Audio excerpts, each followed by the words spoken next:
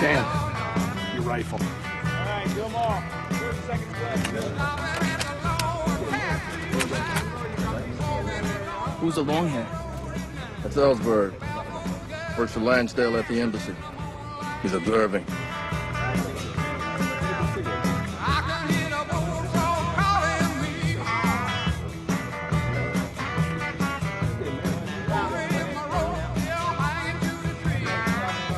Let's move out.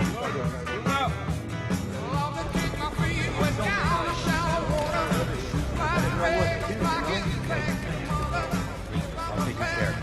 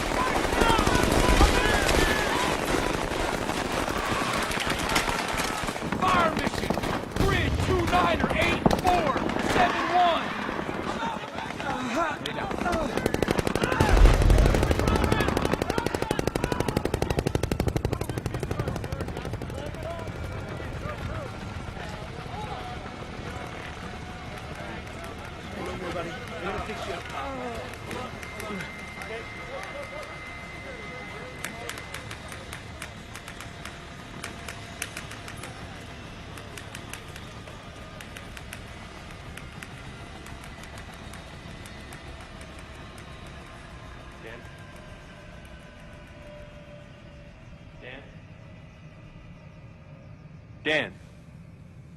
Secretary would like a word. You want to follow me?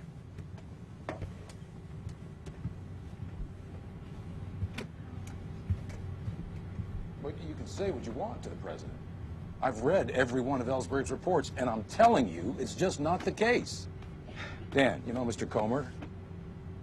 He's been discussing the war with the president, and, well, his sense is that we've made real progress over the past year, but I've been doing my own review, and it seems to me that things have gotten worse. But neither of us have been in the field. You have. You're the one who knows, so what do you say? Are things better or worse? Well, Mr. Secretary, what I'm most impressed by is how much things are the same. See, that's exactly what I'm saying. We put another 100,000 troops into the field, things are no better. To me, that means things are actually worse. Thank you, Dan.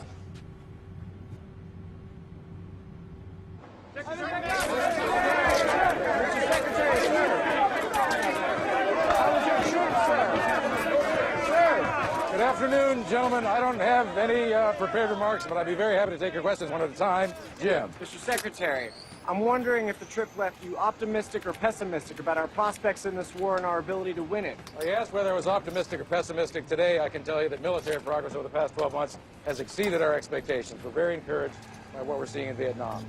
In every respect, we're making progress.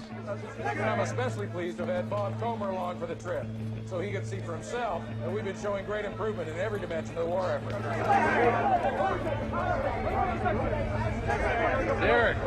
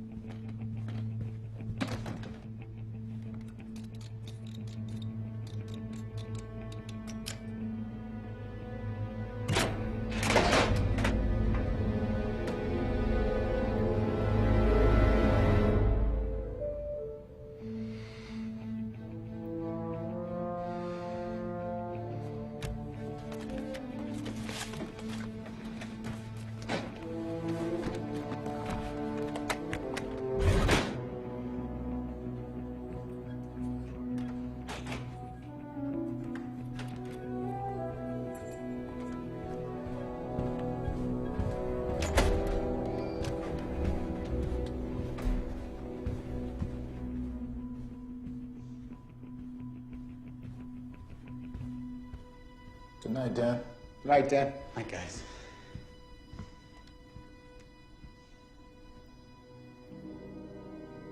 You okay, Dan? Yeah, I thought I'd forgot something. I didn't.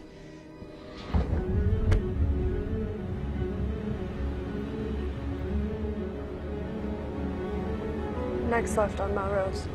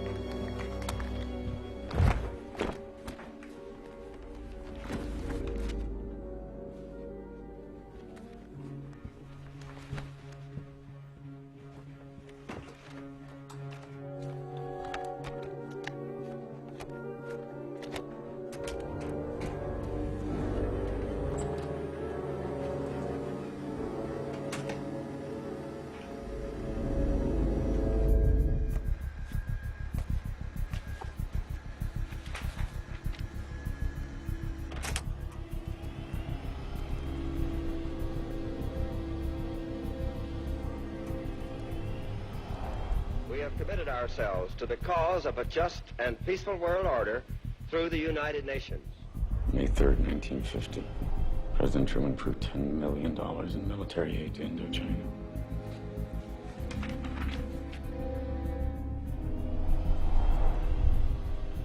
America's leadership and prestige depend on how we use our power in the interest of world peace. I feel concerned about paragraph 6, which gives authority to control general elections in Vietnam. The United States, as the world knows, will never start a war. May 11th, 1961. President Kennedy orders a full examination by the Defense Department of a possible commitment of U.S. forces to Vietnam. We are not about to send American boys 9,000 or 10,000 miles away from home to do what Asian boys ought to be doing for themselves. President Johnson chose to reaffirm the Kennedy policies. Military operations should be initiated under close political control.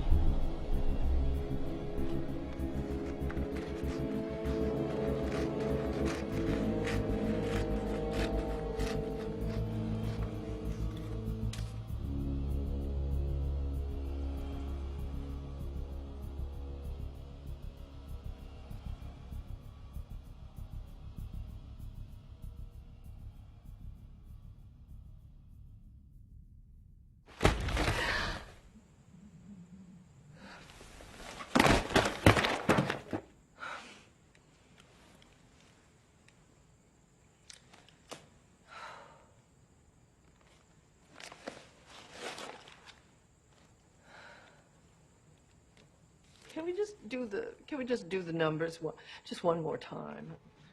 The company's selling how many shares? 1.35 million shares. And the price range is? Between $24.50 and $27 per share. Not exactly a huge difference. For them, but, you know, the bankers always do fiddle with the prices. But for us, that's over $3 million, and that represents over 5 years' salary for 25 good reporters. Good.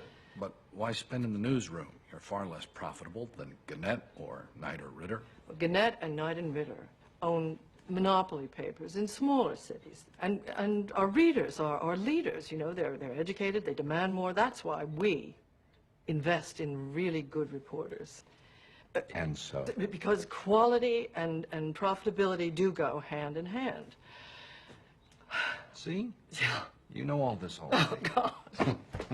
I don't know if I do. I should get to breakfast. Yeah. We don't want Paula Arthur too antsy. No. Good luck. And thank you, Fritz. See you downtown. I'll see you. You think this is really necessary? Oh, God, yes, darling. You should hear how they talk at these meetings. It's as if it's in a foreign language. No, I meant taking the company public.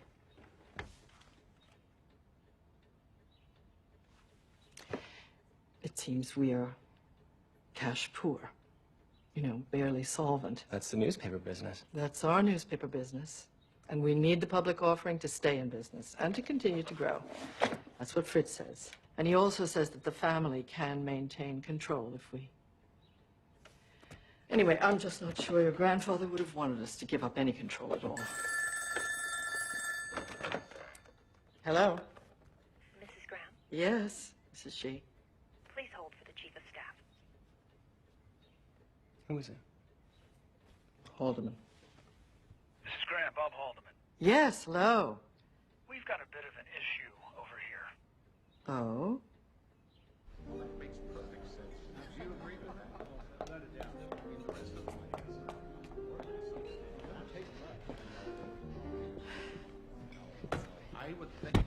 Jeez. Oh, I'm so sorry. Sorry. Hey, good morning. So late. I had to get all this stuff together, and now... Then I had an unexpected call. Well, what is with a suitcase? Ben, I told you.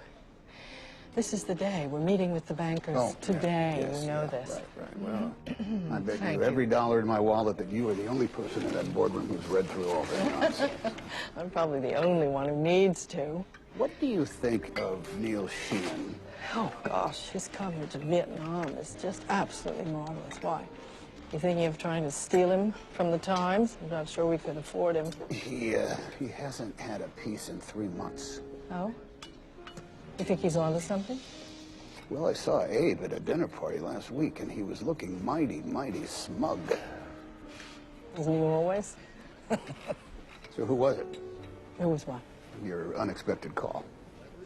Oh, I buried the lead. The White House. Haldeman rang. Yeah? It seems the president has decided not to provide Judith with credentials to cover the Nixon wedding. Jesus Christ. They said we could send another reporter. Yeah? Can't believe that. I know. Jesus, But But what? I'm not sure I entirely blame the president on this one, Ben. No? Would you want Judith to cover your daughter's wedding? Well, my daughter's only 10 years I old. think she burned her bridges when she crashed Julie's reception. This is Her punitive. pen is so sharp. Of course This it's is punitive. punitive. Of course it's punitive. She compared Tricia Nixon to a vanilla ice cream cone. She did, yeah. Yeah. I mean, why would her father want Judy to cover his daughter's wedding? Oh, come on. Are you sure we're striking the right tone here, Ben? Oh, we're going to do this again. No, the news style section. Sometimes that stiletto party coverage can be a little handling it. mean. I'm looking for a new editor. Yes, are you? Because I know I've talked to you about this before.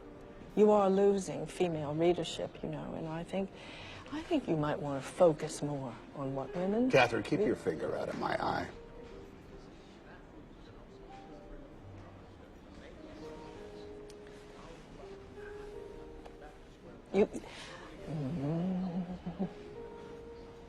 These breakfasts were your idea, Yes. And you were the publisher, and you were my boss.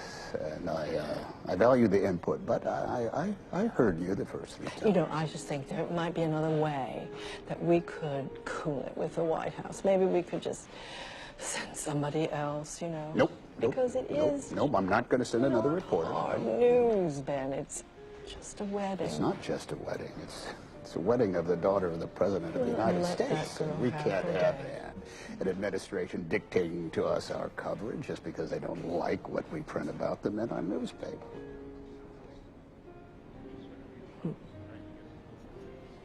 Wonder if Abe cares so passionately about who covers the wedding for his paper. You know, I don't give a rat's ass what Abe or anybody at the New York Times cares about. Not true. I give one rat's ass. Yeah. One retromingent rat's ass.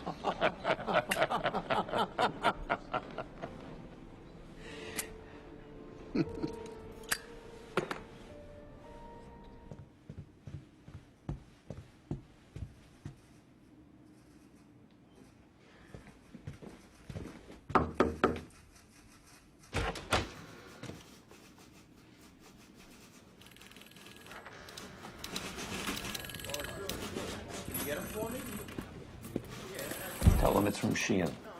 Don't walk.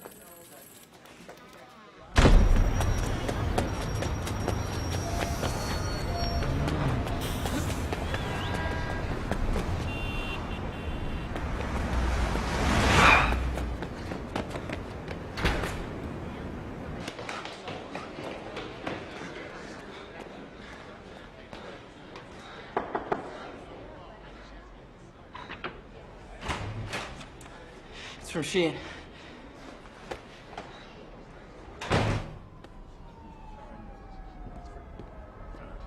Abe, here it is.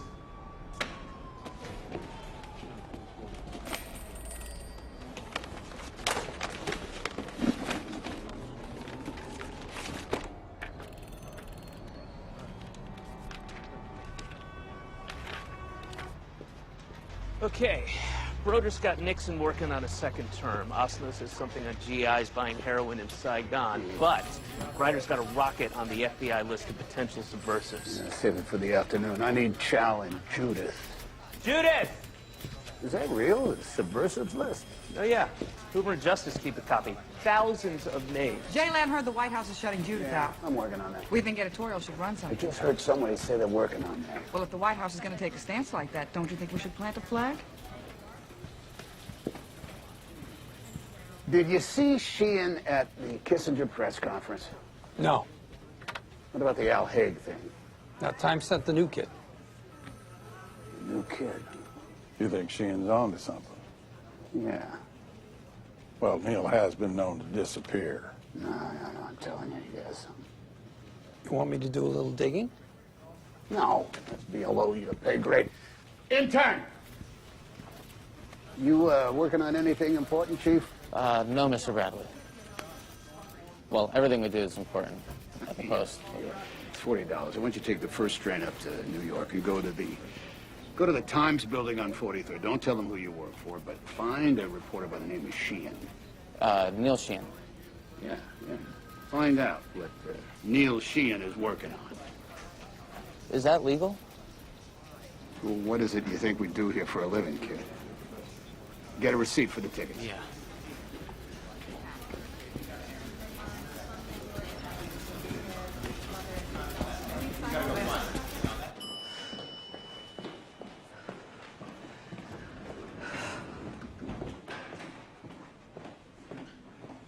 Morning, Mrs. Graham. Morning. Hello. Morning, everybody. Hi, Arthur. Morning, Arthur. They're slated for Wednesday.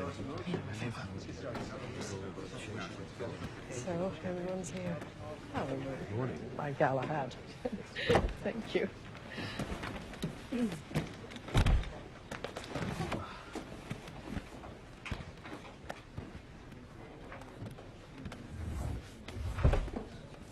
And I used to be the only one who brought his homework to class. I think we're all here. Should we get started? Didn't you crash the wedding of Nixon's other daughter to get a story? Well, I did get a story, but I didn't crash Julie's wedding. No, just the reception. There is a distinction. Not to the father of the bride. He's paying per plate. I think the American people are paying per plate. Wait, let's do a story about that. Yeah, let's... Judith should crash again. I didn't crash Julie's wedding. What would you call it, Judith? Well, I would call it deft reportage. All right, come on, everybody. How are we going to cover this Nixon-Cox wedding?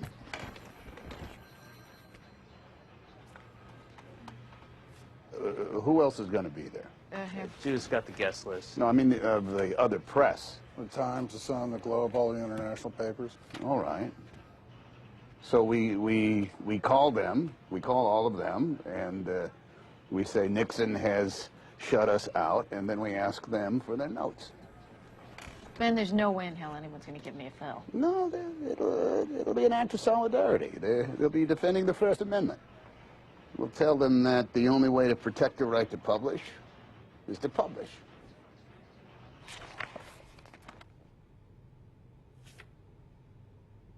I don't understand. You said we'd set the price at $27. No, we said there was a range, and the demand on the roadshow was soft. Why not set it at $26 or $25 even? Well, Paul, we feel that setting the price at $24.50 would be more prudent. It's just a couple bucks. It's not just a couple of bucks. It's 1.35 million shares.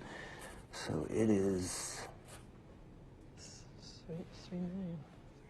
over $3 million less. That's a lot to a newspaper. I mean, how many reporters is that? It's 25. Let's not get bogged down. There has to be quite a few. At least a dozen. Fritz? It's 25 reporters. over 5 years. 25 reporters. 25 reporters. Gentlemen, we know it's not ideal, But a few of our investors balked at the nature of the company. They don't like newspapers? They like Gannett and Knight and Ritter, but frankly, they're concerned about your ability to turn a serious profit.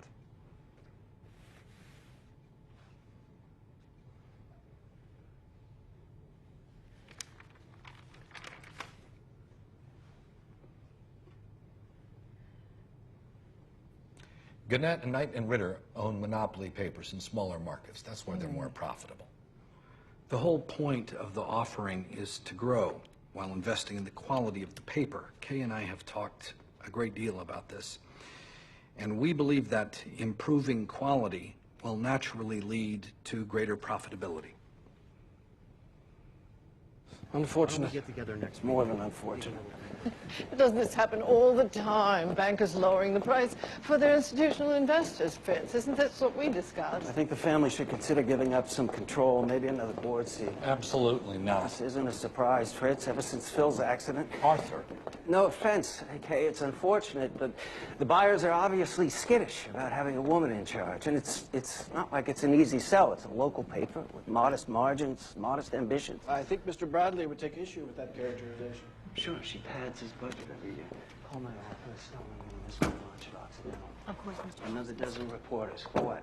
To nip at the heels of the Times so we can pretend like we're even remotely in the same league? Make it a 5 o'clock drink at the Jefferson. Arthur, Kay was right. Lazard is just trying to cut a better deal by squeezing us. Why do you think that is? Because they're bankers. Which is why they want more control. They want assurances that she's not going to squander it all. I mean, come on. Fritz, Kay throws a great party, but her father gave the paper to her husband. The only reason she's running things is because Phil died. Don't get me wrong, I think she is a lovely woman. But she got rid of Al Friendly and brought in a pirate who does nothing but lead our margins. I mean, you can't be surprised that the buyers are concerned that she doesn't have the resolve to turn a serious profit.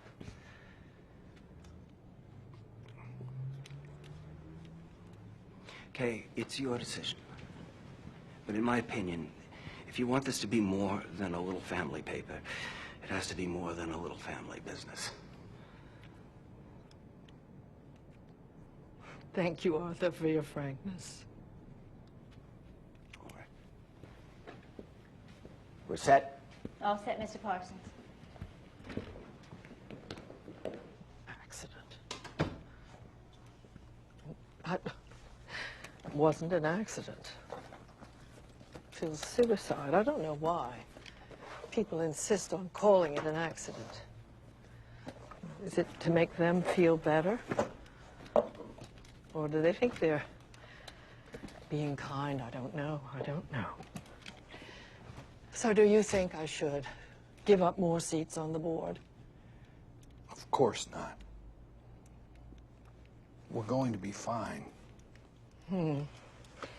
This passage in the prospectus that I read it earlier today. Oh yes. In the unlikely instance of disaster or catastrophic event in the week following the initial public offering, Lazard, Frere and Company retains full right to cancel the issue. It's boilerplate, Kay. It's standard contractual language. But so the bankers could pull out. Only if there's a true disaster. Ben gets hit by a truck. The world runs out of newspaper ink. The truck goes around the block and hits Ben again. You think one of those is possible? I don't, but, you know, the Nixon White House is nothing if not vindictive. Just this morning, they barred us from covering Tricia Nixon's wedding. Somehow, I doubt that will rise to the level of catastrophe. No, probably not. Although, when Ben sets his mind to plunder, it's not hard to imagine something more serious. Catastrophic events do occur, you know. Yeah, but the right to cancel is only for a week.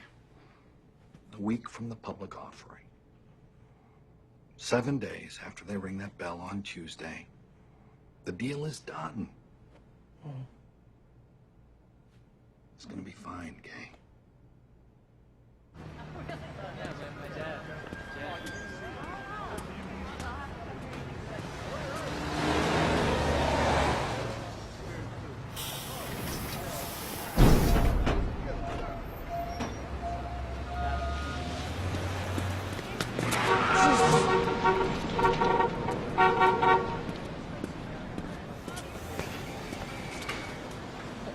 Do you know if all the newsroom's on? 5. No, 6, yeah, 6.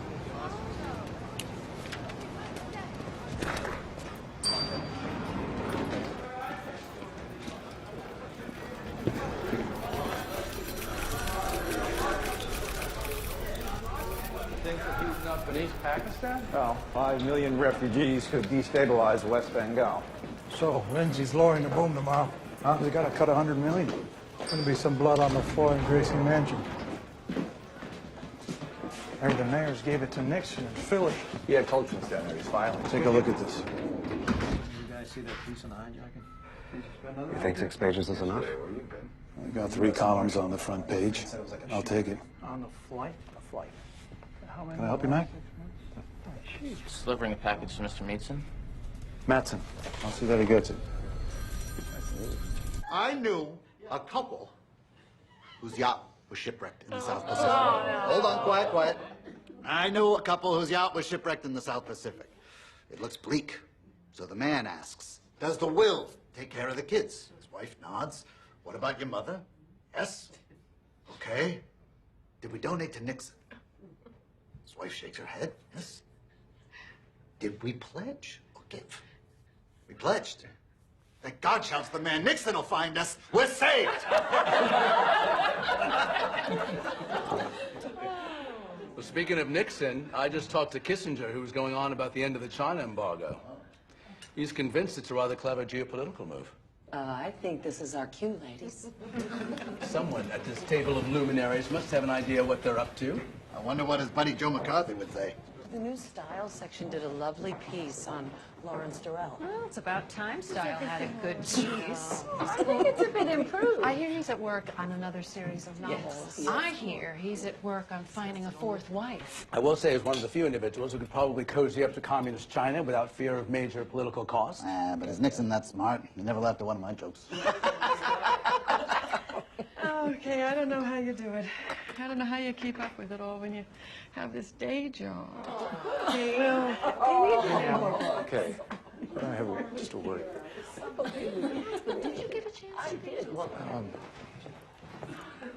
Everything all right? Margot okay? Yes, she's fine. So the procedure went very well. Oh, good. I've been meaning to. I wanted to tell you, and I want you to hear from me first. There's an article about me coming out in the Times tomorrow. It's not flattering. Running me? You know me better than that. 3 days and 3 nights and not a word. Well, I've been very busy. For all I knew, you were lying in the gutter somewhere with a knife in your back. Lying in the gutter. Now look, sweetheart, I'll tell you what happened. I was in Birmingham. Hello. Hello, Ben. Hello, Catherine. I'm sorry to bother you so late. Listen, were you able to make any headway with Mr. Sheehan? No. I haven't. I just had an odd conversation with Bob McNamara, and I think the Times may have a big story tomorrow. Damn it. You know, he wouldn't give me any details, but Bob said it was quite detrimental to him.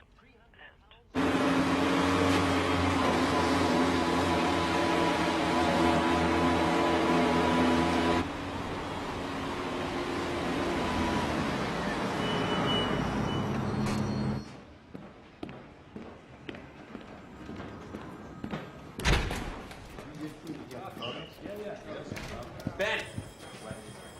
We got him. We got him. Ah. Huh? Yeah, quite good. A happy couple? Hey, Chief. Mr. Bradley. So, did you track down Sheehan? No, but I saw a mock-up of tomorrow's front page. There's a big gap. Nothing there but the name.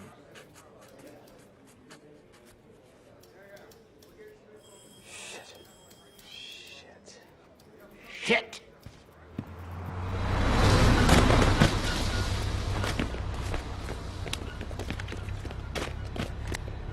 Give us 3. Here.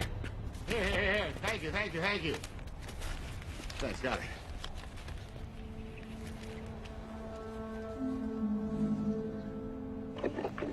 General Haig, sir. Hi, Al. Yes, sir. What about the casualties, Leslie? You got the figure yet? No, sir, but I think it's going to be quite low.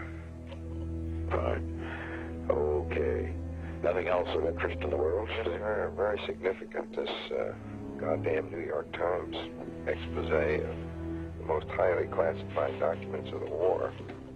You mean that was leaked out of the Pentagon? The whole study that was done for McNamara, this is a devastating security breach of the greatest magnitude of anything I've seen. Well, what's being done about it then? Did we know this was coming out? No, we did not, sir. I have Dr. Kissinger. Henry, the thing to me is just unconscionable. This is treasonable action on the part of the bastards who put it out. I'm absolutely certain that this violates all sorts of security laws. People have got to be put to the torch for this sort of thing. Christ, McNamara knew we couldn't win in '65. That's 6 goddamn years ago. Well, at least we got the wedding. Is anybody else tired of reading the news instead of reporting it? Do we have any leads? There's a guy, Phil, and I know in Boston who worked at Defense when McNamara commissioned the study. All right, call him. Anybody else? So that's it? Our best goddamn lead is coming from editorial. Well, we got sucking hind tit in our own backyard. Ben, come on. It's one story. No, it's 7,000 pages detailing how the White House has been lying about the Vietnam War for 30 years. It's Truman and Eisenhower and Jack, LBJ lying about Vietnam. And you think that's one story? Let's do our jobs. Find those pages. Ben, I might have something. Maybe. Well, let me know when it's a little less wishy-washy. I'm gonna go chase down a lead of my own.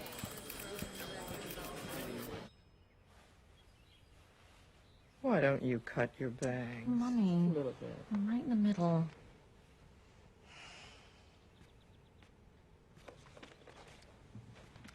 It's a bit hard to read, isn't it? Harder for you, I imagine. No. Why? These were your people, McNamara, and Kennedy and Johnson.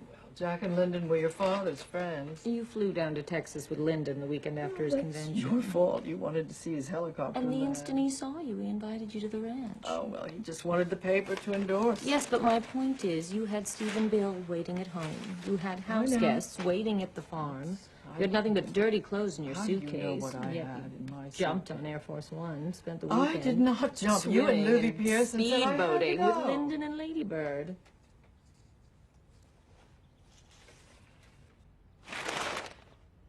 It's hard to say no to the President of the United States.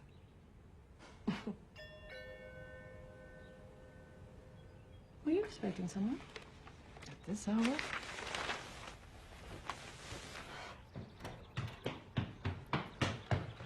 I hope I'm not too early. Not at all. Must be urgent. Where's your sister? What's my tea, darling? Where's your sister? Let's go find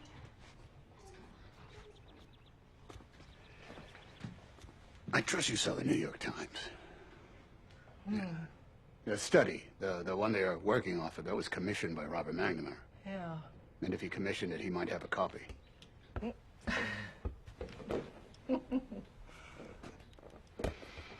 I need to tell you that finding a source, it's like finding a needle in a haystack. I don't need the metaphor. Well, I haven't been a writer for a while, so that old cliche, that was the best comparison I could come up with.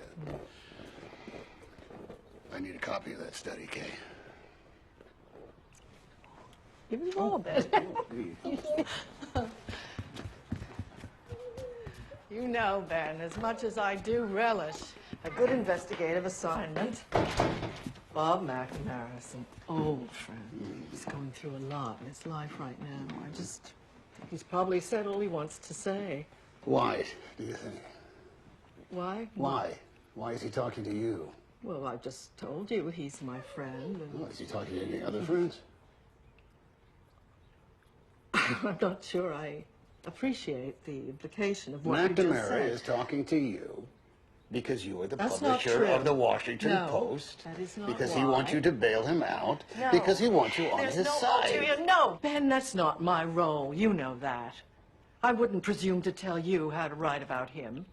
Just as I wouldn't take it upon myself to tell him he should hand over a classified study, which would be a crime, by the way, just so he can serve as your source. Our source, Catherine.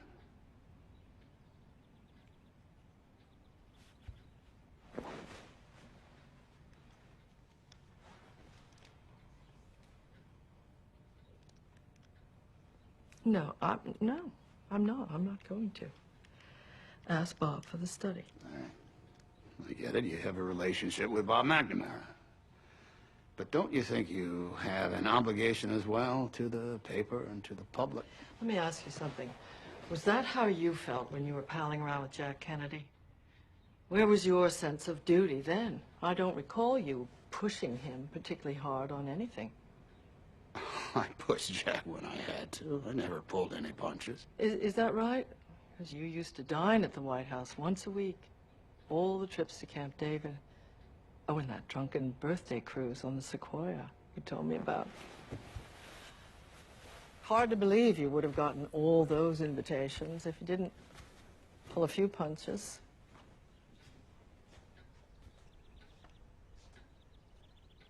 Street protests broke out today across the country after the publication of more excerpts from a classified Department of Defense study in the New York Times. The study, commissioned by former Secretary of Defense Robert McNamara, has ignited further debate over the ongoing war in Vietnam, as it makes clear that Kennedy and Johnson, as well as Eisenhower and Truman, deeply misled the country on Vietnam. The bombshell series has appeared for the last 2 days in the New York Times. We don't want to speak in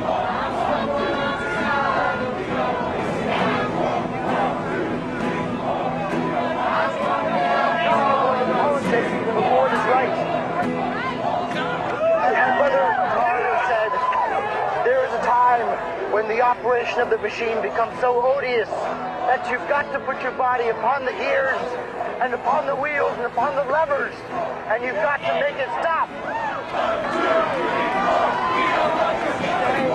Someone do something right so that the president doesn't have to admit something the entire world already. Your dinner with Mr. and Mrs. Rosenthal is at 7 in the Oak, and then I'll meet you tomorrow morning in the lobby at 8, so you'll have plenty of time to get downtown before the offering and the breakfast.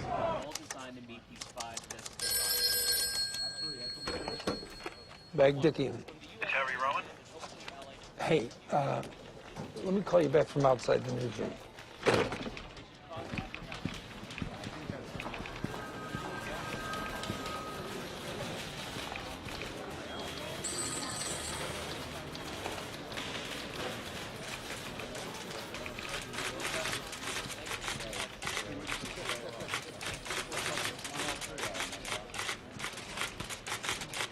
Excuse me. Are you important? I'm a general assignment reporter. Okay.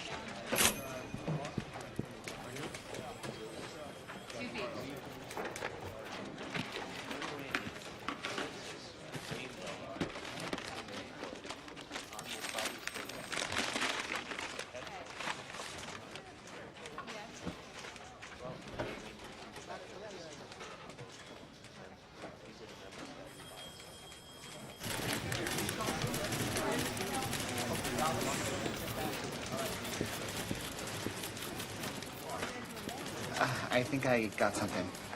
Be my guest. And they are the source of the story. Every time I read the New York Times above the fold, Miss Bradley? no, I feel like somebody's shoving a hot poker.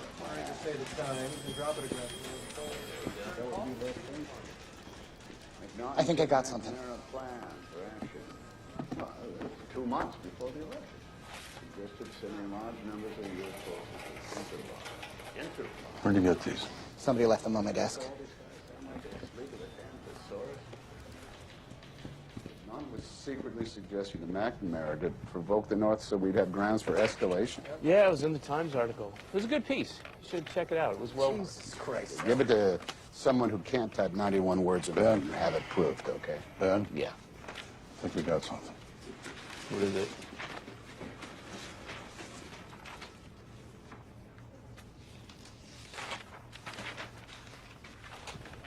Jesus Christ. Shit. Are these part of the pages of the McNamara study? Where did you get these? Somebody left them on my desk. On your desk? I didn't. It was a woman. What, a woman? We got over 100 woman. pages of the McNamara study A here. hippie woman. She had one of those. Hey, Debbie, give me a I don't know back what they're dick here. called, but it's one of those skirts. He's that looks he's like out. they're, He's went swirly and colored. somewhere. I don't. Probably between 5'4" Well, and let's, 5'6". these are the real thing. Oh, she's. We are back in It the was tie-dye, ballgame. sir. It was a tie-dye skirt. And this is going to be the front page of tomorrow's paper. Give it to Martyr. It's his lucky day.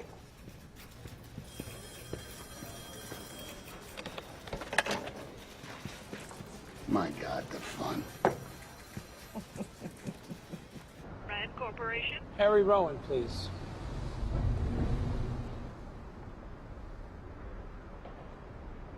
This is Harry. Harry, it's Ben Bagdickian. You think someone's bugging your phone? I think someone might be bugging yours. Why would someone bug my phone? If I thought the McNamara study had leaked from Rand, I'd bug the phone of the president of Rand. It's a DOD study. A copy of which was sent to Rand for safekeeping. 2 copies, if I'm not mistaken. Jesus Christ, Ben, that leak didn't come from us. You sure about that? Look, in my experience, guys who want stuff like this out there and have the guts to do it, they're a particular type. They've got conscience and conviction, but they've also got ego. Now, there's a guy that we both know. Okay, he was there the same time as I was. He left right after. You know what I'm talking about, right? Isn't he the first guy you thought of when you saw the article in the Times? Okay, look, I gotta go.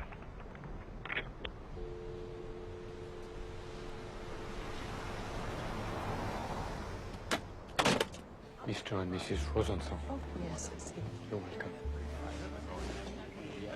I don't want to push. Hi. Sorry. I'm just going to apologize in advance. Great to see you. I'm no fun at all, Abe. I'm just so nervous about tomorrow at the stock exchange, and I have to make a big speech. No, going public is a good move for the Post. Maybe you can even think about expanding. Try to be more of a national paper. I wish Abe would let me buy shares. That's against company policy. But if you're nervous and need distraction, I do happen to have a copy of today's Times. Abe? Unless you read it already. You're an awful man. You really are. Can we get you something to drink? Bundy argues for sustained bombing. He thinks it'll turn the tide. This is February of '65. Yeah, but by April, they realize it's not going to cut it, and LBJ sends 2 battalions. And get stuff. this, he changes the mission from base security to active combat. My God. It's a huge shift. He's widening the war. But he insists on secrecy. The American people are not to be All told. right, okay, so this is the real deal. So how long till you can write it up? I can have it for Thursday. Well, what if we pretend you were a reporter, not a novelist? I suppose I could pull something together by tomorrow night. Okay, we can run it on Wednesday.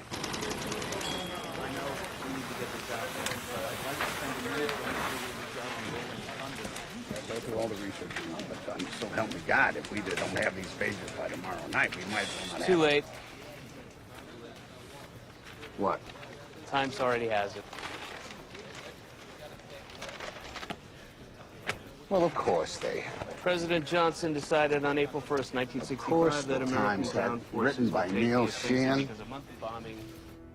Neil Sheehan's a bastard. He's been a bastard for years. Mr. President, the Attorney General's called a couple times about these New York Times stories. You mean to prosecute the Times? Yeah, my view is to prosecute the goddamn pricks that gave it to him. If you can find out who that is. Yeah, I know. I mean, could the Times be prosecuted? Apparently so. As far as the Times is concerned, hell, they're our enemies. I think we just ought to do it. Son of a bitch.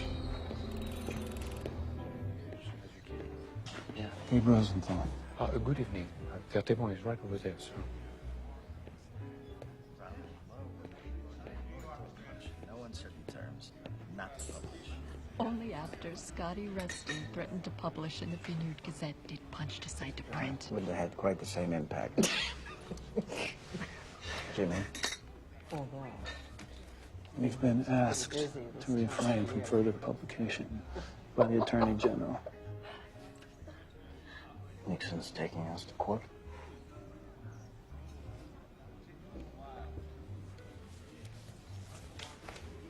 Okay, I'm sorry. Yeah. Oh, no.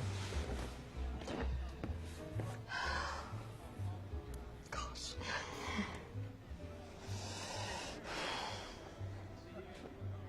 Why don't I go get the check? No, sit tight. Don't argue with me. Right back.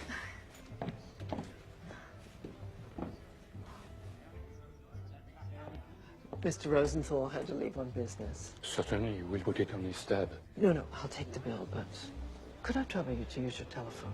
But of course, madam.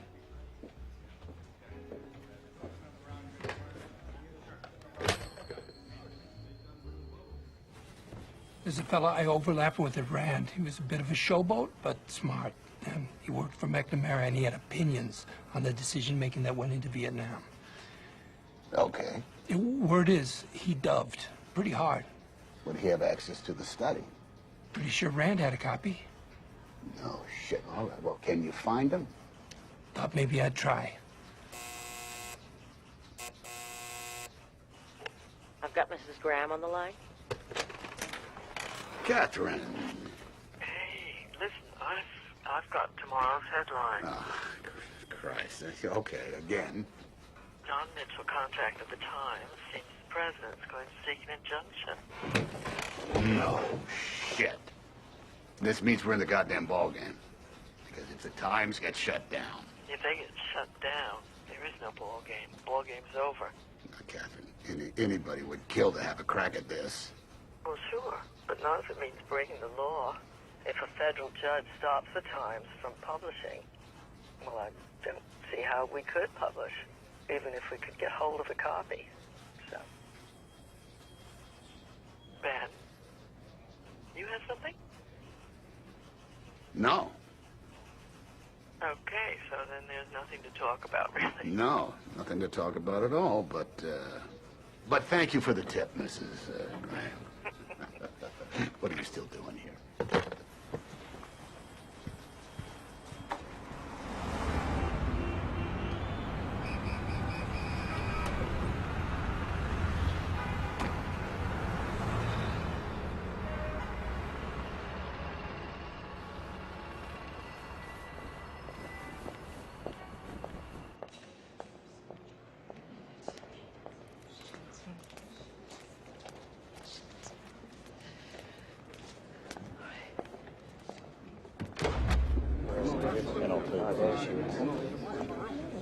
How are you, Kay? Everyone.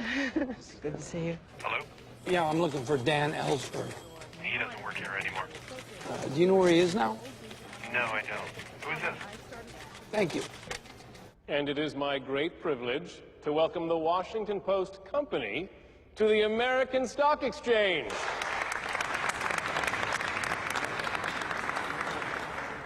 More than a privilege, Mrs. Graham. This is a real honor. Hello, this is Carol. Yeah, I'm looking for Dan Ellsberg. You got the wrong number.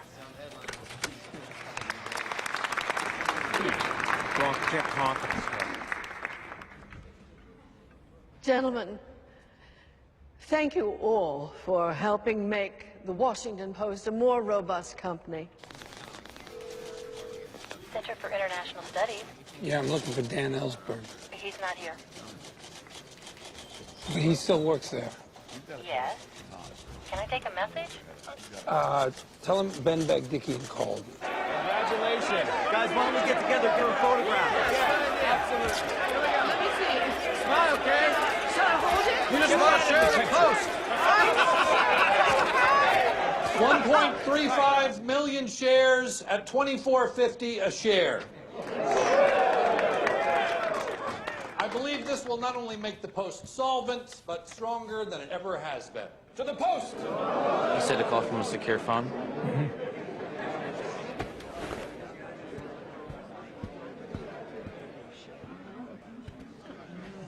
I hear Kennedy said Phil Graham was the smartest man he ever met. For Kay's father to hand her husband the company says something about the guy. You thought it said something about the time. Turn it up.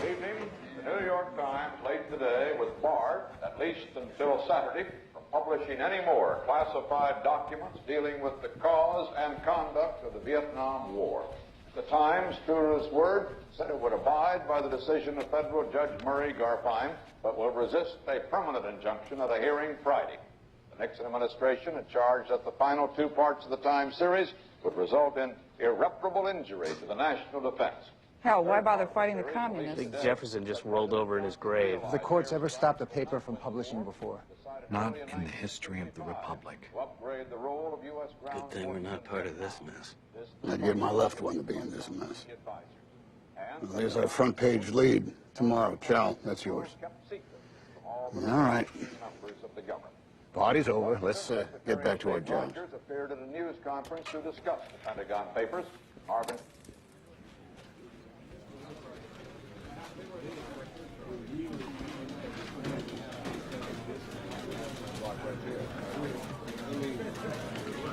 Hello.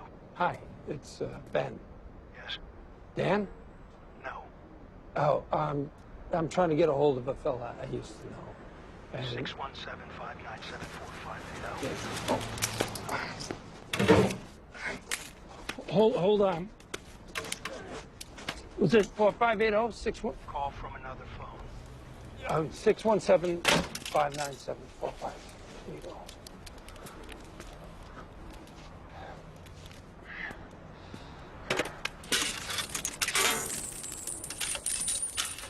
Six 1-7-597-4580.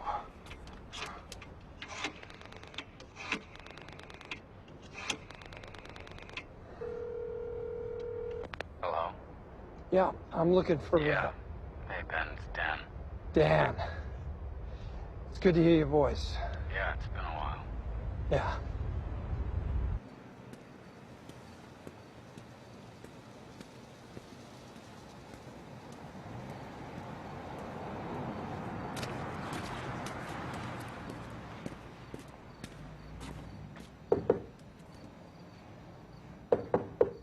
Who is it?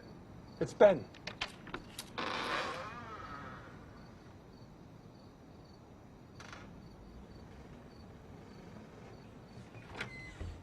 Ben? Dan.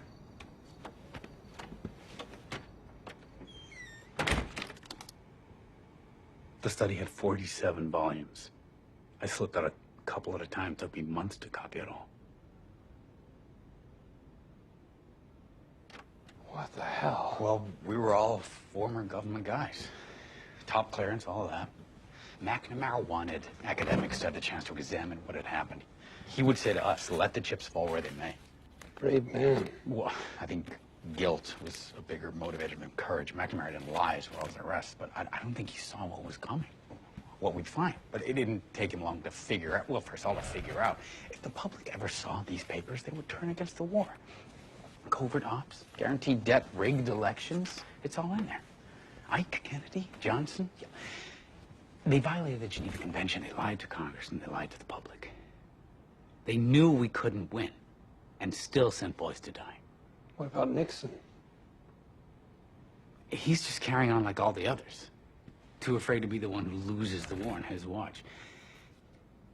Someone said this at some point about why we stayed when we knew we were losing.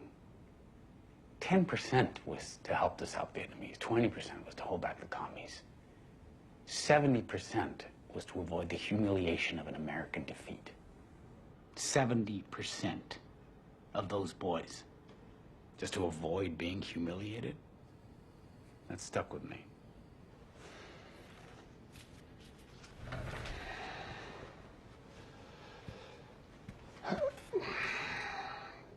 They're gonna come after you, you know. And I gotta be honest, the breadcrumbs weren't too hard to follow. I know. They're gonna lock you up, Dan. Wouldn't you go to prison to stop this war? Theoretically, sure. You are gonna publish these documents. Yeah. Even with the injunction. Yes.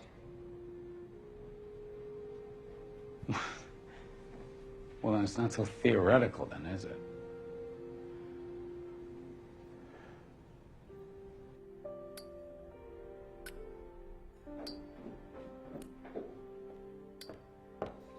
I'm gonna go do some work in the studio.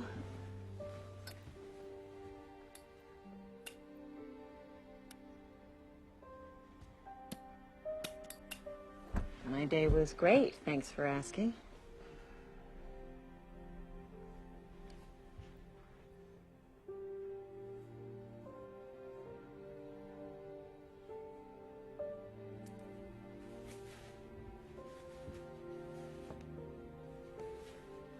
That picture makes me sad. Me too.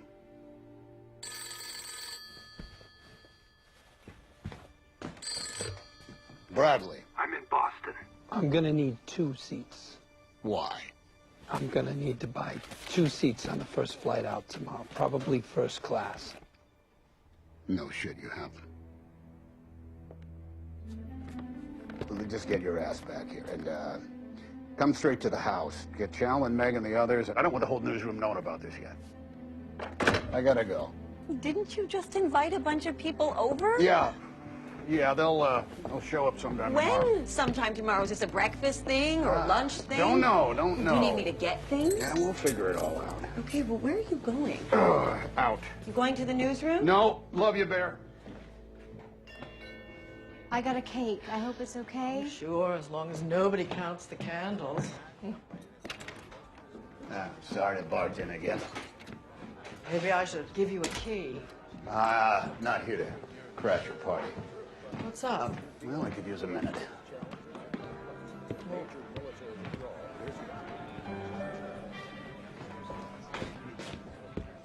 So, can I ask you a hypothetical question? Oh, dear, I don't like hypothetical questions. Well, I don't think you're going to like the real one either. Do you have the papers? Not yet. Oh gosh, because you know the position that would put me in. You know, we have language in the prospectus. Yeah, I know that the bankers can change their mind. And I know what is at stake. You know, the only couple I knew that both Kennedy and LBJ wanted to socialize with was you and your husband, and you owned the damn paper. But that's the way things worked. Politicians and the press, they trusted each other so they could go to the same dinner party and drink cocktails and tell jokes while there was a war raging in Vietnam. I don't know what we're talking about. I'm not protecting Lyndon. No, you got his former Secretary of Defense, Robert McNamara, the man who commissioned this study. He's one of about a dozen party guests out on your patio. I'm not protecting any of them. I'm protecting the paper. Yeah, well, I wasn't a stooge for Jack Kennedy. The night he was assassinated, Tony and I were down at the Naval Hospital, so we would be there to meet Jackie when she landed. She was bringing Jack's body back on the plane from Dallas, and she walked into the room. She was still wearing that pink suit with Jack's blood all over it. She fell into Tony's arms, and they held each other for quite a long time. And then Jackie looked at me and said, "None of this, none of what you see, none of what I say is ever going to be in your newspaper, Ben." And that just about broke my heart. I never thought of Jack as a source. I thought of him as a friend, and that was my mistake. And it was something that Jack knew all along. We can't be both. We have to choose. And that's the point. The days of us all smoking cigars together down on Pennsylvania Avenue were over. Your friend McNamara's study proves that. The way they lied. The way they lied. Those days have to be over. We have to be the check on their power. If we don't hold them accountable, I mean, my God, who will? Well, I've never smoked a cigar, and I have no problem holding Lyndon or Jack or Bob or any of them accountable. But we can't hold them accountable if we don't have a newspaper. When I get my hands on that study, what are you going to do, Mrs. Graham? Oh, happy birthday, by the way. Oh, that's not what I heard. Am I right?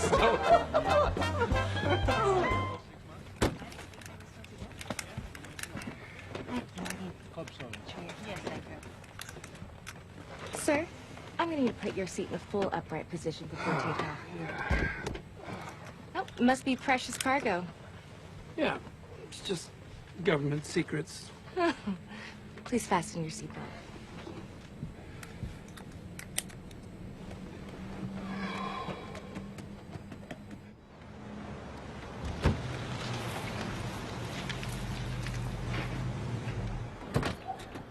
You know why we're here? It's me. Hi, Marina. Hi. Do you want lemonade? A little early for me. Yeah, listen up, I'm buying. What kind of lemonade do you have there? It's the one with the lemons in it. Okay. Phil, help me out. Grab my briefcase. Is that? Yep.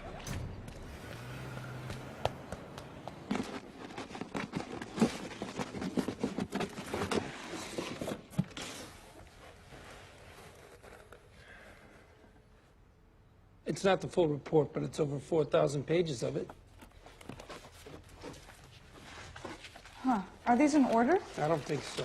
There are no page numbers. Yeah, that's where the top secret stamps were. My source had to cut them off. We're supposed to retire on Friday. Ben, how are we supposed to comb through 4,000 pages? They're of not even material? loosely The organized? Times had 3 months. There's no way we can possibly He's get right. this much. We got less than 8 hours. We could shoot for city, then we'd have 10. Hey, for the last 6 years, we've been playing catch-up, and now thanks to the President of the United States, who, by the way, has taken a shit all over the First Amendment, we have the goods. We don't have any competition.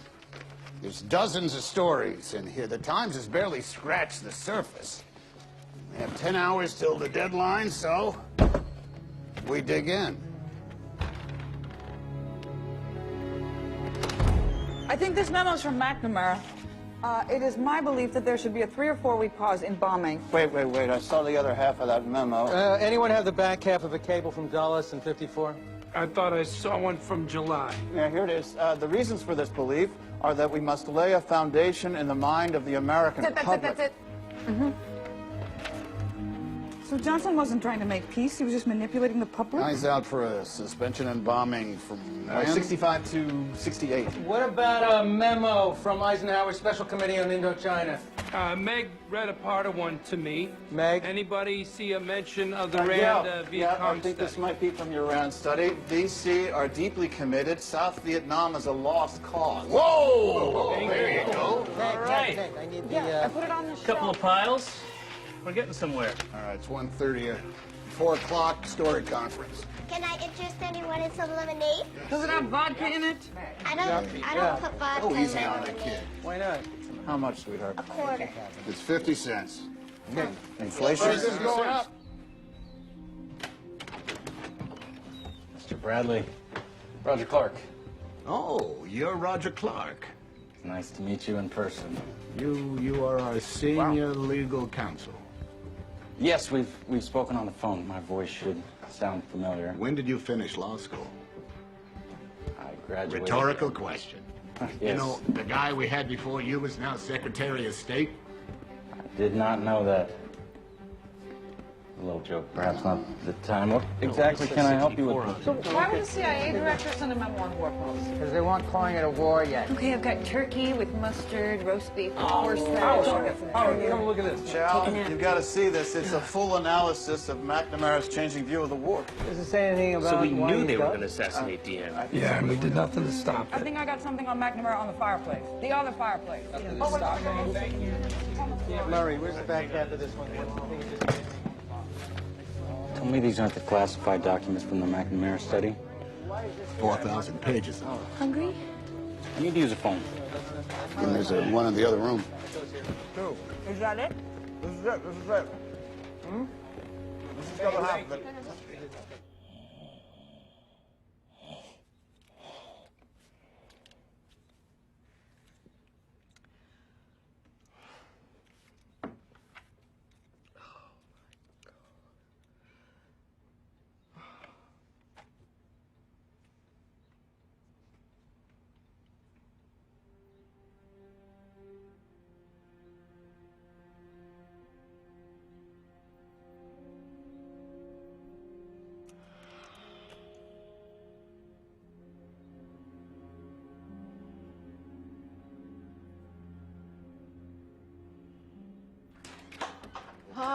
thanks for letting me drop by.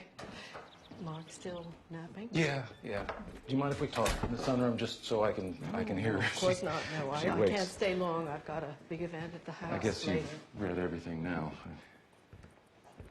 Yes, I have, yes. And I went over it again this morning, all of it.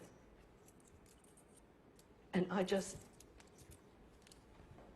forgive me, Bob, I know you're dealing with so much, but it's so hard to try to make sense of why, of how you could have done all these things, how you could just lie to us all. Well, it's easy for the papers to characterize us as liars. We were just trying to push back. No, but you let it go on and on and on. My son is home now and safe, thank God.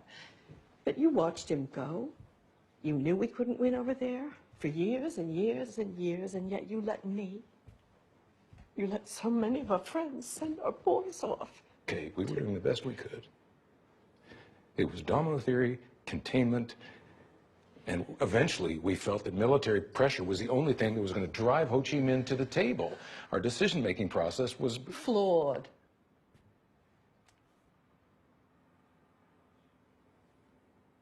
It was flawed. That's what your study said. Yes.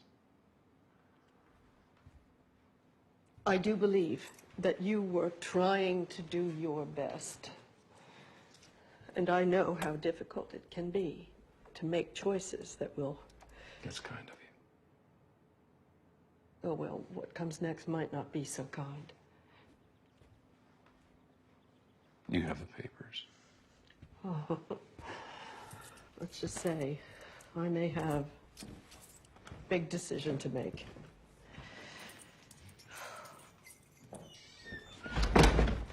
They will argue it's a violation of the Espionage Act. That is a felony. That's only if the documents we print could damage the United States. There's a federal judge in New York who seems to think that they could. Well, I've got 6 seasoned journalists in the next room who've been reporting on this war for the last 10 years, and I'll lay odds that they have a better idea of what could damage the United States than some judge who is just now wading into this territory for the first time. Wading, is that a metaphor for Vietnam? Okay, Ben, look, we know your reporters are talented, but the New York Times spent 3 months going over these documents.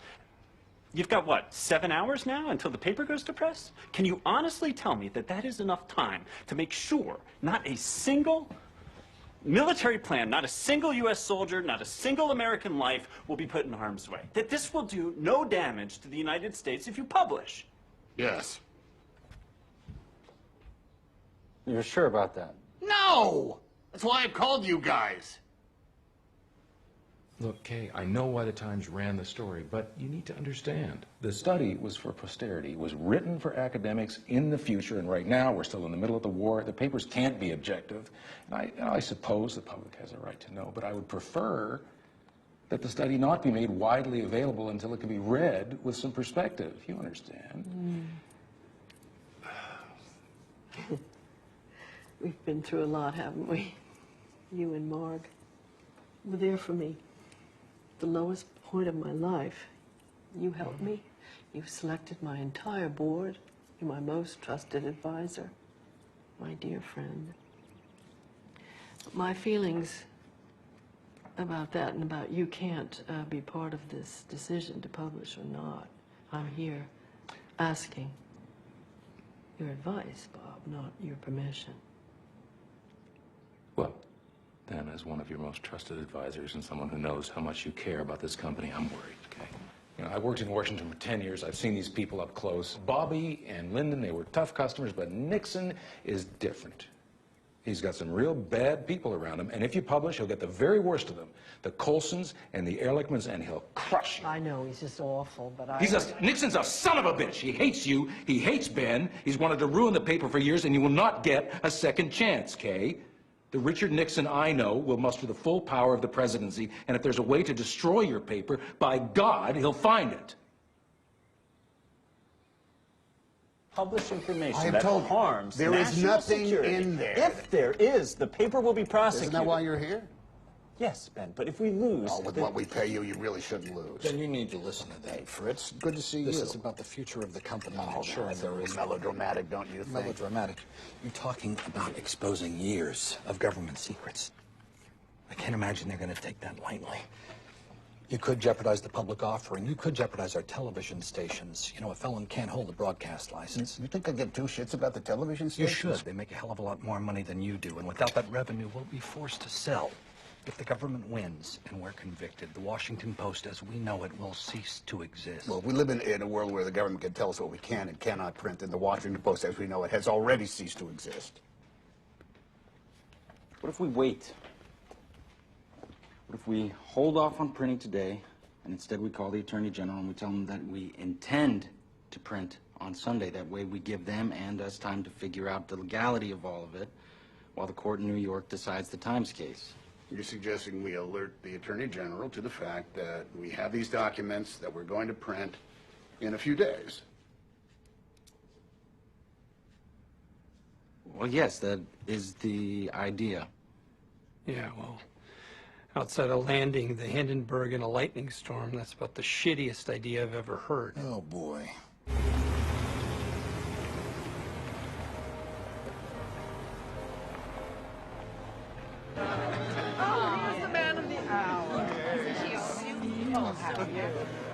I'm found.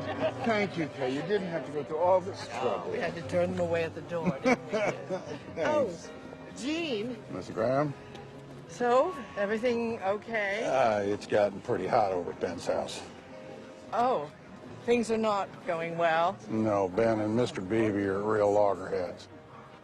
Fritz and Ben on opposite sides. I made a commitment to publish these papers. Yes, and if you would tell us who you made that commitment to. Enjoying the fight? Yeah, who's winning? Nixon. I didn't see him come in. Really? He's got his hands so far up Fritz's ass. Where is Fritz?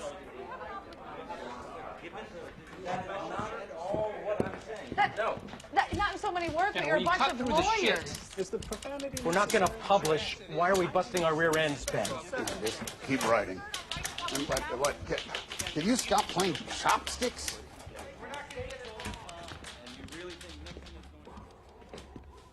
What's up there, Fritz? Calling Kay. I'm sorry, Ben. I know you want this. There'll be another one. Like hell there will be. Given the sensitivity...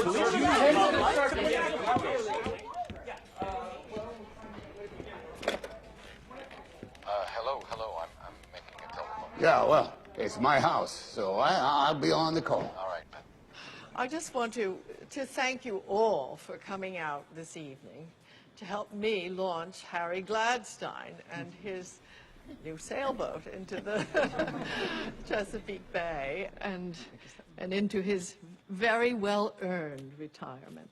Let me just tell you a little bit about why I'm so wild about Harry. Mrs. Graham, it's Mr. Beebe on the phone. In 1949, wasn't it? Phil Graham first brought Harry to the company. I'm afraid they need I you remember now. he told me. Mrs. Graham.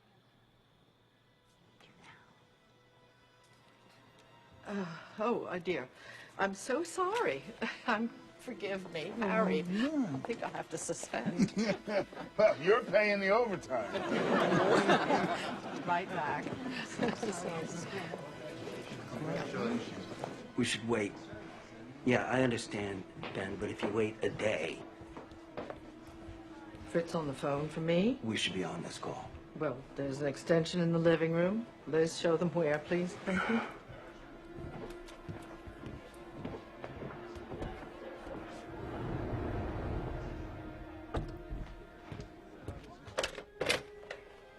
Hello, Fritz. Hello, Kay.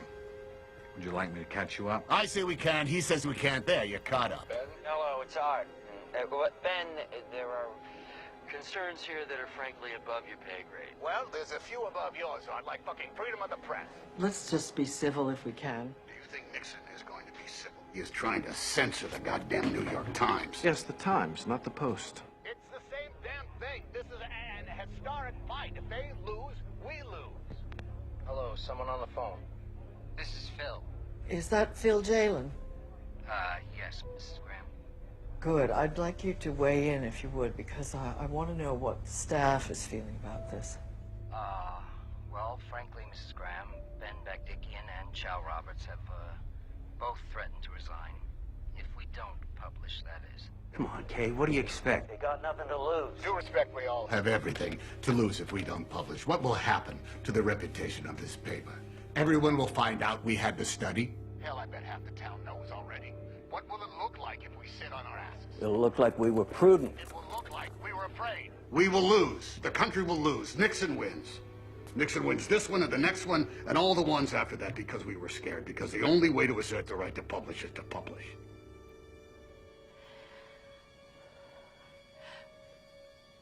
Fritz, is Fritz there? Fritz, are you on? I'm here, Kate. What do you think? What do you think I should do? I think there are arguments on both sides. But I guess I wouldn't publish.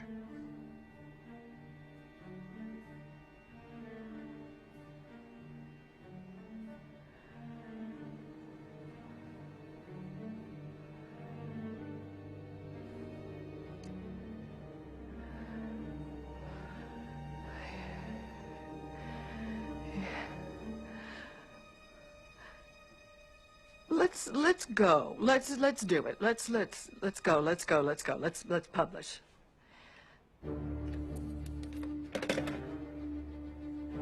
What? Phil? What'd she say? We go. She says we publish. Hot damn. My God. Holy shit. Let's get this out. Holy shit. I need that, Oh, Meg. sorry. Wait. Oh, George, I need the notes. Sorry. How many pages? We've got 13. 2 hours to get it to the I got it. closing. One second. Wait. Who's taking it? I got it. All right, call National Desk. Tell them Bagdikian's coming with stuff. Done. All right, get it in the paper. Editorial meeting. Ben.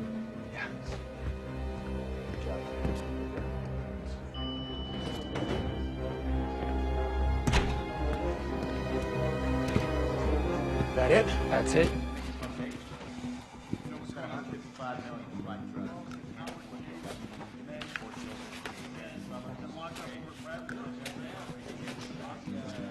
You got half an hour.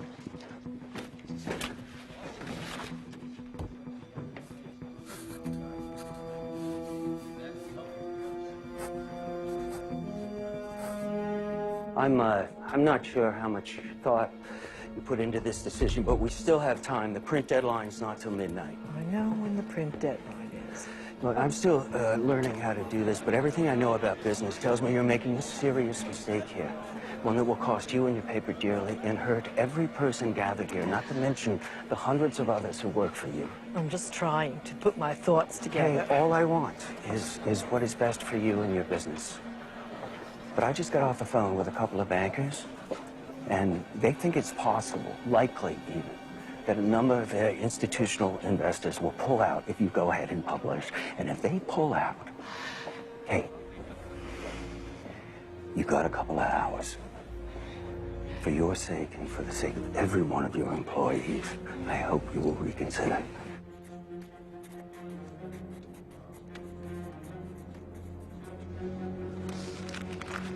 Give me a canister.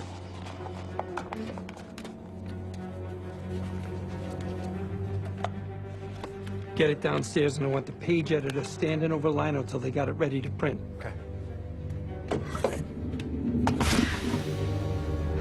Mr. Bagdikian.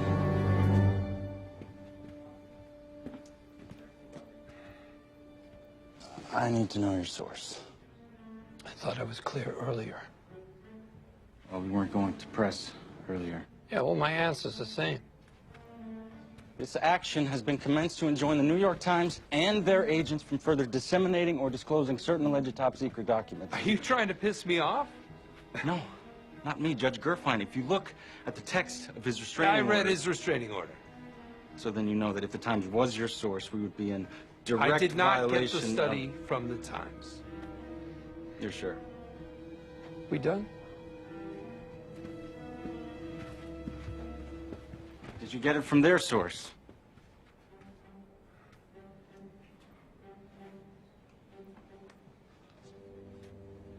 Excuse me? Did you get the study from the same source as the Times? We did not reveal our sources. This action has been commenced to enjoin the New York Times and its agents I from get further it, I get disseminating it. or disclosing. If you got the study from the same source, that would amount to collusion. Yeah, we could all be executed at dawn. And we could be held in contempt of court, which means Mr. Bradley and Mrs. Graham could go to jail. Mr. Bagdickian, how likely is it that your source and the Times source are the same person? It's likely. How likely? Very likely. Yes.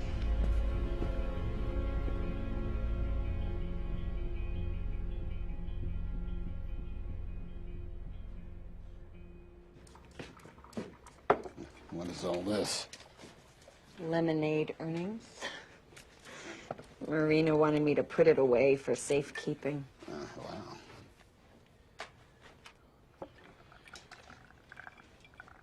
We're publishing. Wow. I didn't think Kay'd do it. That's brave.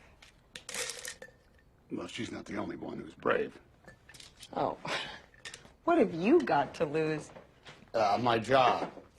My reputation. Oh, Ben, please. We both know this will do nothing but burnish your reputation. And as for your job, you can always find another one. You're trying to make me feel better. There's nicer ways of doing it. You're very brave. But Kay's in a position she never thought she'd be in. Position I'm sure plenty of people don't think she should have. And when you're told time and time again that you're not good enough, that your opinion doesn't matter as much, when they don't just look past you, when to them you're not even there, when that's been your reality for so long, it's hard not to let yourself think it's true. So to make this decision, to risk her fortune and the company that's been her entire life, well, I think that's brave.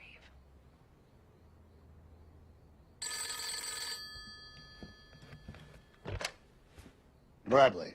Ben, we got a problem.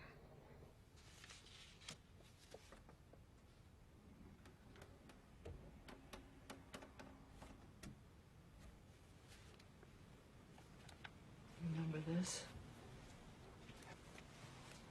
The day before the funeral, Yeah. wasn't it? Yeah. I didn't want to do it, but Fritz said I should go in and say a few words to the board, and so I tried to rehearse something, but it all turned out so awful, and before I knew it, the car was there ready to take me, and then you came out. I remember. You came out in your little nightgown and your robe, and you hopped in the car with me, gave me this. Somehow you managed to scribble these notes for me, so I'd know what to say. But I don't have my glasses up here, so just read it for me. Mommy. Oh, come on, just, would you read it to me?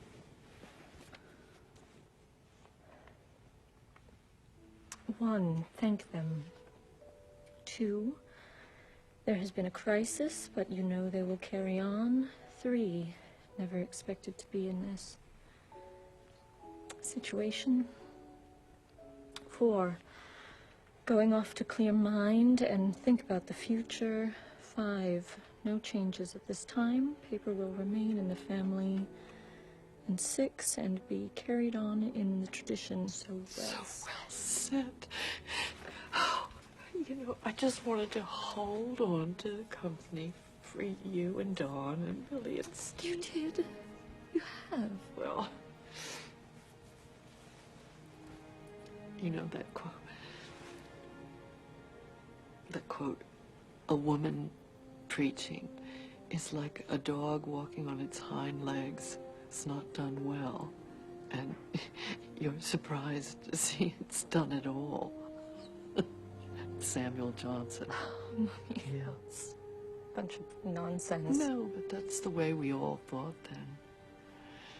You know, I was never supposed to be in this job.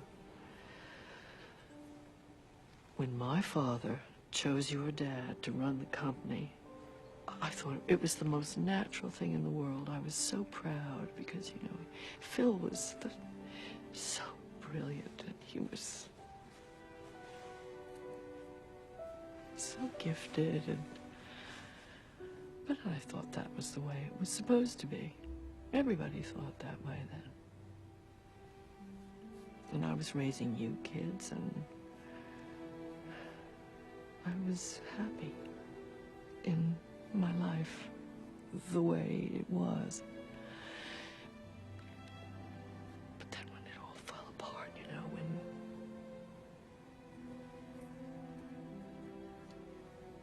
when Phil died, it was just, I was 45 years old and I had never I'd never had to hold a job in my life. But I loved the paper, you know, I do. I do so love the paper. I don't want it to be my fault. I don't want to be the one who, I don't want to let Phil and my father and all of you kids and everybody down.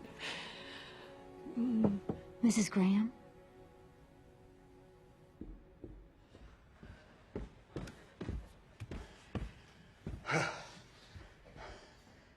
You ran here? Yeah, there's been a bit of a complication.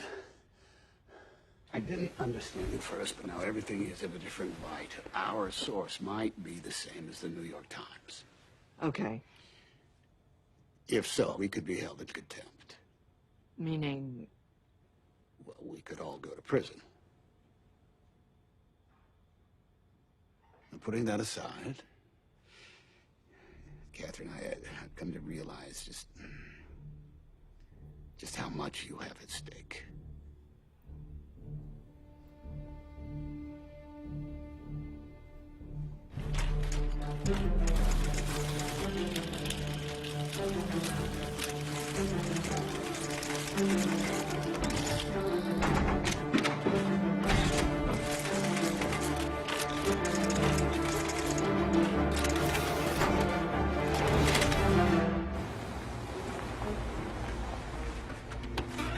Oh, glad you're here. Chris is sitting with Mrs. Graham now. Ben is here. Yes, I figured he would be.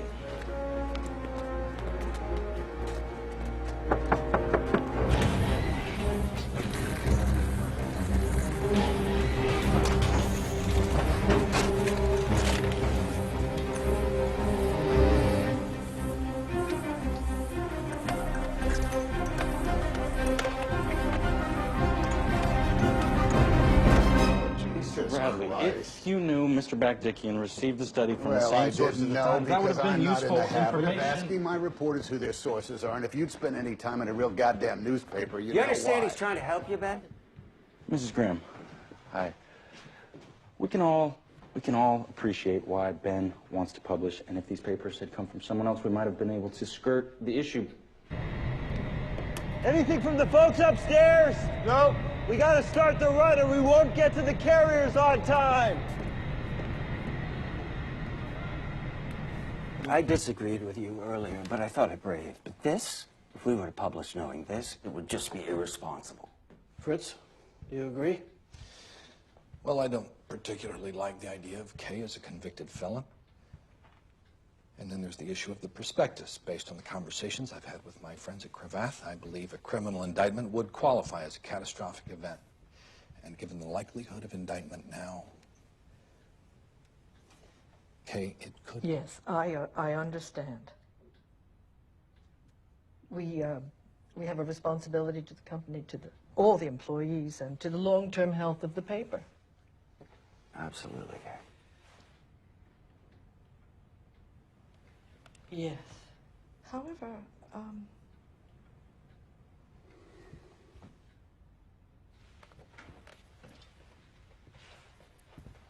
the prospectus also talks about the mission of the paper, which is outstanding news collection and reporting. Isn't that right? Yes?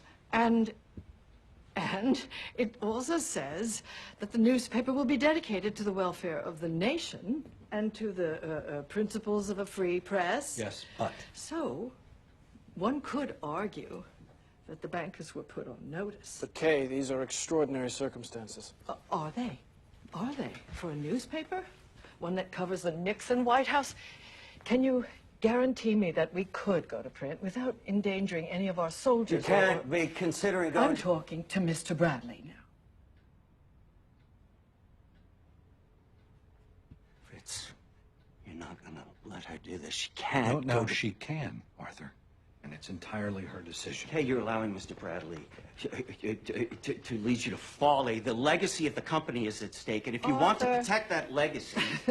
This company's been in my life for longer than most of the people working there have been alive, so I don't need the lecture on legacy. And this is no longer my father's company. It's no longer my husband's company. It's my company. And anyone who thinks otherwise probably doesn't belong on my board. Can you guarantee me that we 100%. All right, then. My decision stands, and I'm going to bed.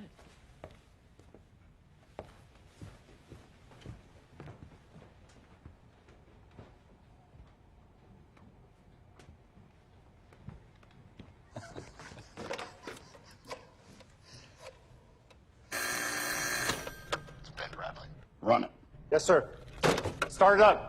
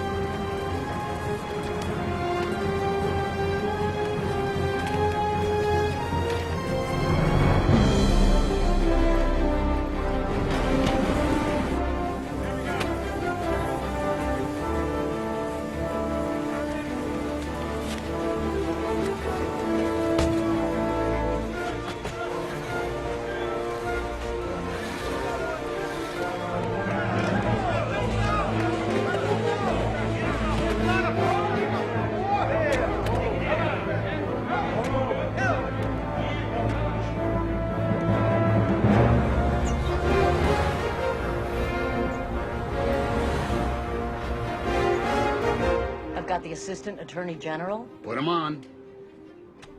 Good morning. Good morning. This is William Rehnquist from the Office of Legal Counsel and Justice. Yes, sir.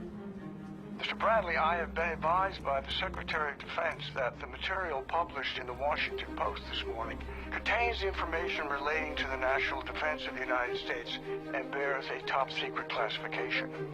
As such, the publication of this information is directly prohibited by the Espionage Act, Title 18 of the United States Code, Section 793.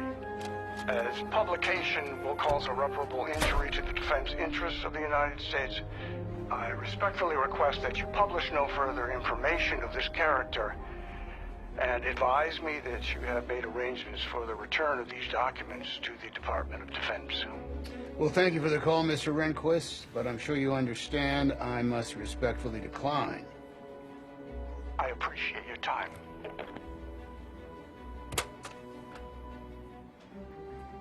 What's next? We're going to court today. If we get a ruling in our favor, or the Times does, we'll be at the Supreme Court sometime next week.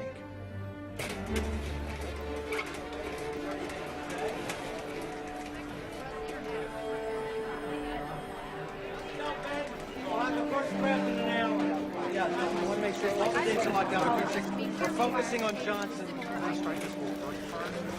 I don't want any more articles just about shoes and about dresses.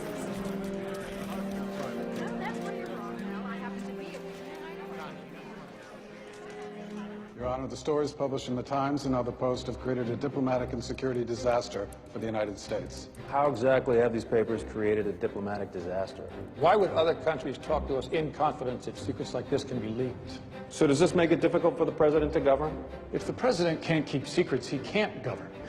Nothing less than the integrity of the presidency is at stake. Yes, I know. I'm sure it has rattled investors, Jerry. That's why I'm calling you. Yes, I understand a number of them have considered pulling out, but we feel... Of course, I stand behind the decision.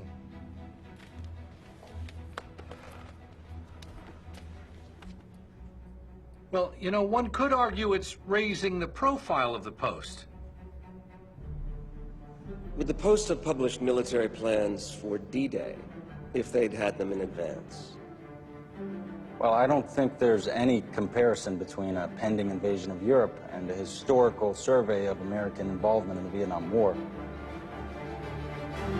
The Supreme Court has decided to hold a hearing tomorrow morning to resolve the tangle of conflicting decisions over what of the Pentagon Papers can be published, and more broadly, the issue of freedom of the press versus government security. But in agreeing to hear the cases of the New York Times and the Washington Post... Supreme. Granted, sir. Emergency expedited basis. We're in court with the Times tomorrow. What are you so happy about?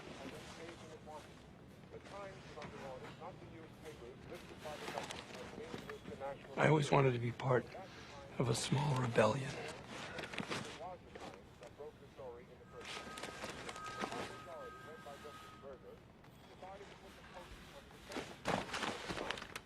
I ask him what he considers the most important revelations to date from the Pentagon documents.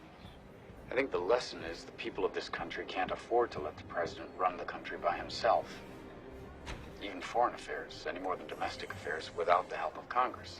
I was struck, in fact, by President Johnson's reaction to these revelations as close to treason, because it reflected to me the sense that what was damaging to the reputation of a particular administration, a particular individual, was in itself treason, which is very close to saying, I am the state.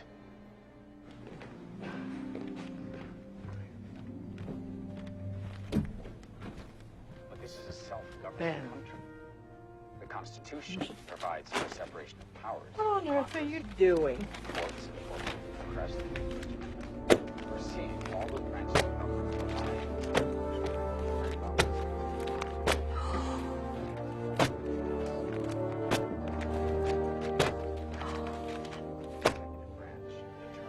They'll follow your lead and publish the papers.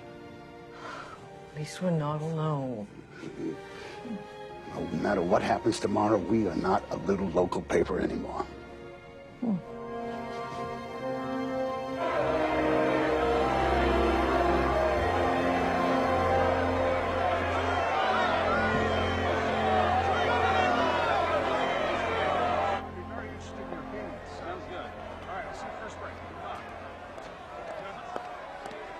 I'm sorry. Mrs. Graham, there's an entrance door on the side for the appellants. Oh, thank you very much. I'm sorry I'm walking so fast. I was supposed to be here half hour ago, but then I had to make copies of the brief, and there was so much traffic, and You just wouldn't think there'd be all these people. Yeah, no, you wouldn't. You work for Roger Clark, then? I work for the government, the Solicitor General's office. Oh, you're on the other team. Mrs. Graham, I probably shouldn't say this. My brother, he's still over there. And, well, I hope you win. Besides, I like someone telling these guys what's what. But don't tell my boss I said that. He'd fire me just for talking to you.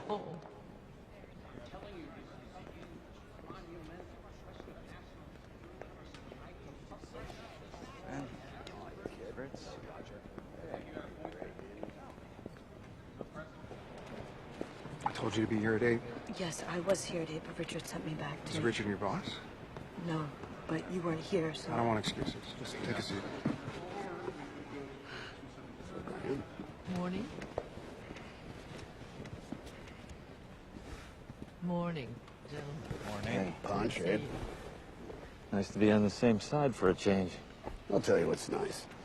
Making the front page of your newspaper on a daily basis. Must be a lot of people from Boston to Washington reading about us. Yes, well, I suppose it's appropriate, given what's at stake. All rise. The Honorable, the Chief Justice and the Associate Justices of the Supreme Court of the United States. Oh, yay, oh, yay, oh, yay. All persons having business before the Honorable, the Supreme Court.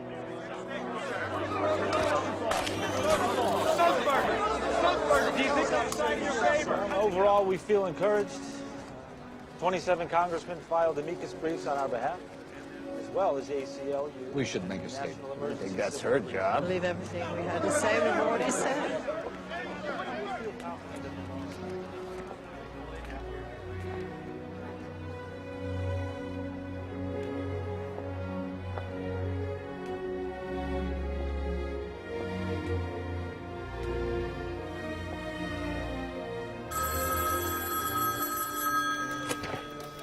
Meg Greenfield. Okay. Everyone, listen up! Listen up! We've got a decision. We've got a decision. Where'd they go? The Supreme Court, the decision's in.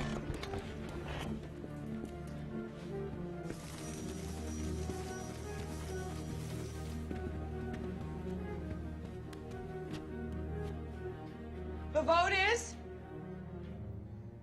6-3. 6-3, we win, and so does the tie. Yes! No shit.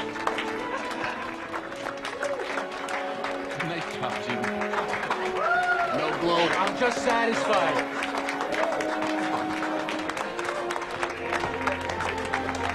What? I can't hear you. It's too loud.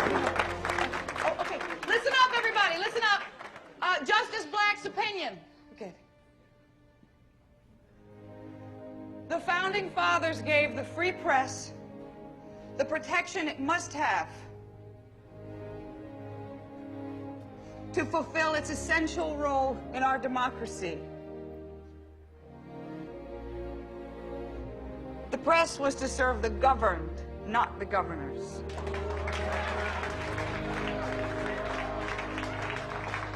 Thank you.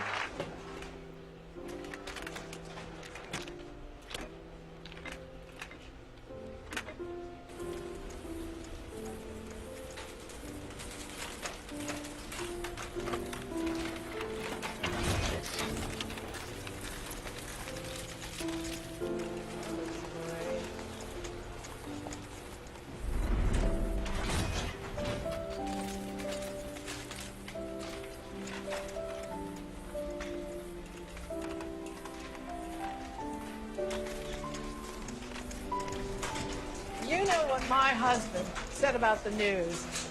He called it the first rough draft of history. That's good, isn't it?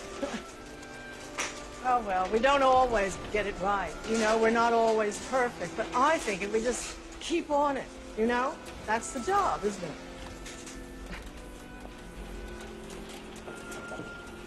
Yes, it is.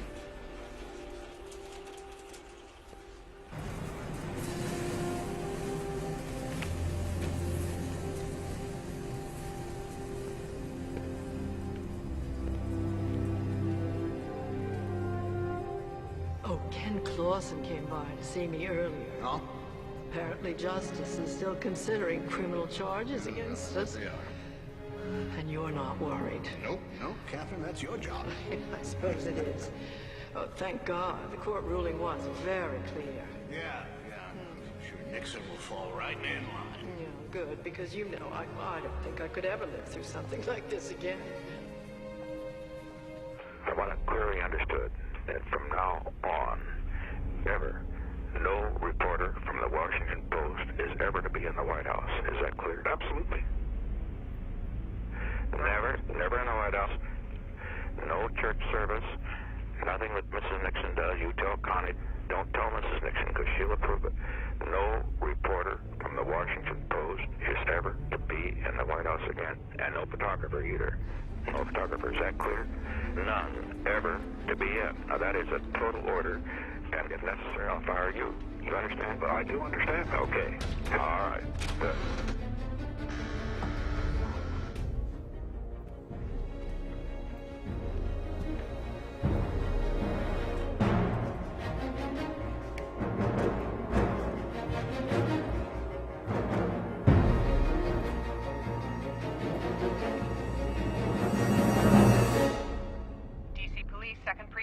Yes, hello, this is Frank Wills. I think we might have a burglary in progress at the Watergate.